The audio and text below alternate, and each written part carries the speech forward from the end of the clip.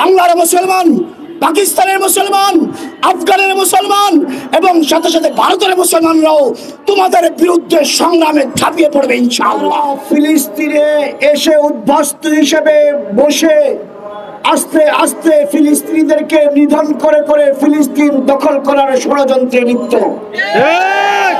আর এই ষড়যন্ত্রের ইন্ধন যোগাচ্ছে ওই আমেরিকা, ফ্যাসিস্ট টেররিস্টের গডফাদার আমেরিকা।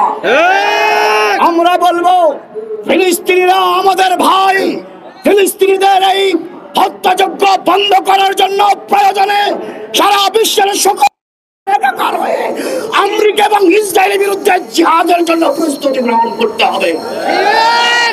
ওরা মানবতার দোহাই দেয় আর রাতের অন্ধকারে বাড়ি ঘরে হামলা করে, শিশু মহিলা এদেরকে হত্যা করে।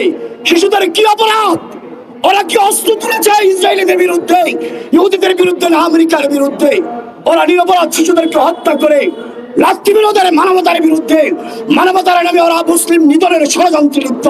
এসব ষড়যন্ত্র বন্ধ না করলে সারা পৃথিবী থেকে মুসলমানরা একাকার হয়ে তাদের বিরুদ্ধে জিহাদে ঝাঁপিয়ে পড়বে ইনশাআল্লাহ।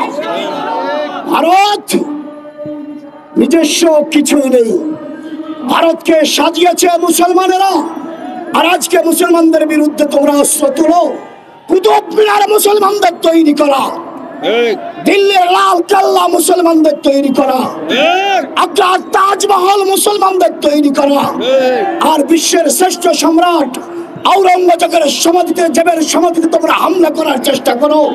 এমন একজন শ্রেষ্ঠ শাসক তৈরি করে দেখাও না। মুসলমানরা যে শাসকগুলো তৈরি করেছে, এমন শাসক তৈরি করার ক্ষমতা তোমাদের নয়।